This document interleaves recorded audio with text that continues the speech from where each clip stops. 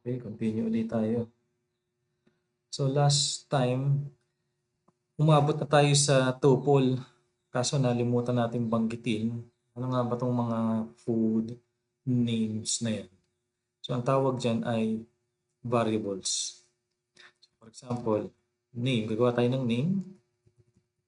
Dyan daw. So yung name, yan yung variable.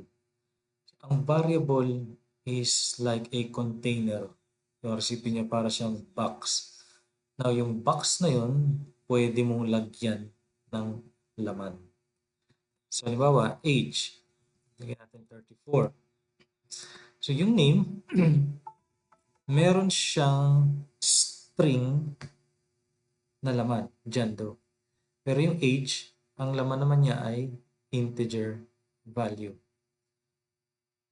Ayan. So, ngayon, halimbawa, meron tayo ditong senior is false. Yung senior na variable naman, boolean yung laman. Now, halimbawa, meron siya ritong grade. Halimbawa, 98.5. Yan naman yung float. Now, paano ko nasasabi na ito yung string, integer, boolean, at float? And importantly, paano nyo malalaman ano ba yung data type? So, si Python merong built-in na command, function ang kapangalan niya type. Ipapasa nyo sa kanya yung gusto nyong malaman ano yung data type.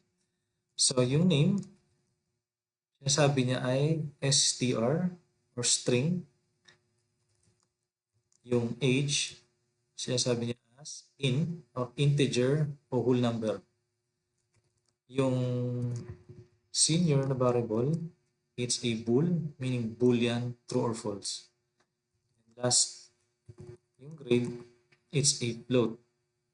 Importanteng alam niyo yung data type ni Python kasi minsan kailangan nating mag-convert from one format to another.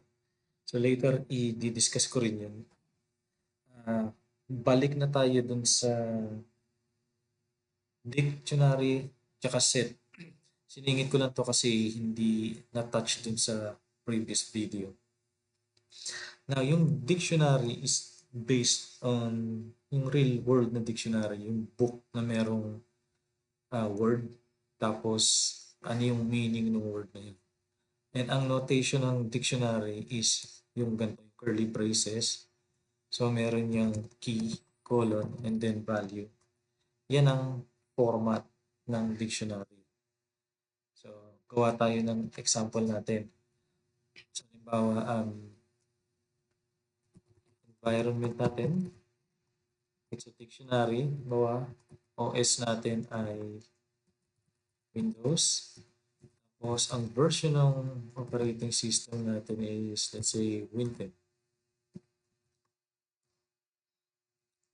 So, para malaman natin, dictionary nga ba yan, gamitin ulit natin yung type. Yung nakita natin na dic or dictionary. Na paano natin i-access yung laman ng dictionary? Pwede mo siyang i-access using yung key. So, kanina sa list, index. Kung babalikan natin yung name saglit, ito, para ma-access mo, is via numerical index, 0 and 1. Pagdating sa dictionary naman, yung key ang gagamitin natin. So, pwede nating i-check yung environment na OS. No, wala palang S. Yeah. Yan. So, yung environment is Windows. Pwede rin nating i-check yung version. Yan. Win10. So, ito yung nilagay natin sa kanya. So, tama. Ganyan yung pag-access sa dictionary. Sa list, tsaka tuple, number. Pagdating sa dictionary, yung key. Now, yung key, hindi parating string. Pwede kang gumawa ng key na numeric. Gawa tayo. environment 100 is equal to 100. Tingnan ulit natin siya. So, ayan, di ba? 100. Pero wala siyang single quote katulad ng OS tsaka ver. So, kung gusto natin i-access yung content niya, ayan, lalabas yan. So, ganun ka flexible kay Python. Sa ibang programming language, string. Sa kanya, kahit ano, pwedeng ibang object yan. Pwedeng boolean, pwedeng number, katulad ng pinakita natin. Now, punta naman tayo dun sa set. Yung set, kamuka ng dictionary. Ganyan din ang gamit niya, yung curly braces. Ang difference nito, wala siyang key. Value lang talaga siya. So, para itong combination ng tuple tsaka dictionary. So, halimbawa, gusto natin gumawa ng unique. By the way, yung set ginagamit is to create a unique list or unique set. So, halimbawa, gumawa tayo dito ng people. Kailangan sabihin natin gantong set. Kasi pag ginawa mong ganyan yan, dictionary yan. So, testingin muna natin. Pag kinuha natin yung type, mapapansin nyo, dict ang sinasabi niya. Now, kung meron ng laman, halimbawa, Joe, at naglagay tayo ng type, makikita ngayon natin na set. Now, mapapansin nyo, ito value lang. Kumpara dun sa dictionary kanina na merong key, colon, value. Itong set, value lang ang nilalagay natin. Now, pag mag-a-add ka ng content dyan, meron siyang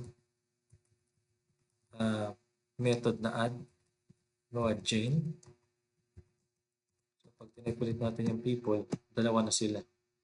By the way, meron akong ibang video para malaman yung properties or methods ng object. For example, itong people, alam natin na set yung data type niya. Para malaman natin kung ano yung mga methods niyan, gagamitin natin yung dir na command naman. Ililista niya sa iyo, ito lahat ng pwede mong gamitin sa kanya. Andyan yung add, merong copy, merong remove. Now, kung gusto mo namang malaman para saan yan, ano ba ginagawa ng add, merong command na help. So, basa natin people.add. Sasabihin naman niya sa iyo, ano purpose nung add na function or method. So, sasabi niya rito, adds an element to a set. So, sabi rin niya rito, no effect if the element is already present. So, sa case natin, meron na tayong Joe. Try nating mag-add ulit. In-add natin si Joe. Okay, isa pa. Add ulit natin. Pag tinype natin yung content ng people, kung mapapansin nyo, wala si Joe. Meaning, hindi ito nadagdagan. Isa pa rin lang siya. Para saan yung set? Normally, hindi mo ginagamit directly yung set. Ang usual use case niyan is converting a list or tuple to something unique. So, for example, meron ka rito numbers. 1, 2, 3, and 2, 2, 2, 4, 6. Now, dito sa nums, merong mga repeating items like number 2. So, kung gusto nating makakuha ng unique numbers, ilalagay natin siya sa loob ng set.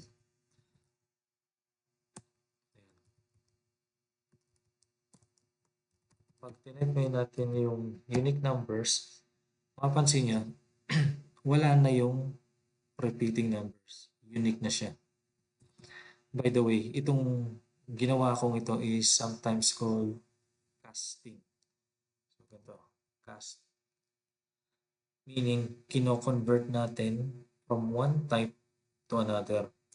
Kasi titingnan natin ang type ng nums tsaka ang type ng unique nums. Yung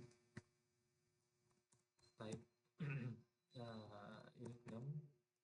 Napakalala ko numbers. So yung una ay list, yung pangalawa ay set. So yun yung casting. Now later gagamitin ulit natin tong casting pag pumunta na tayo sa input naman.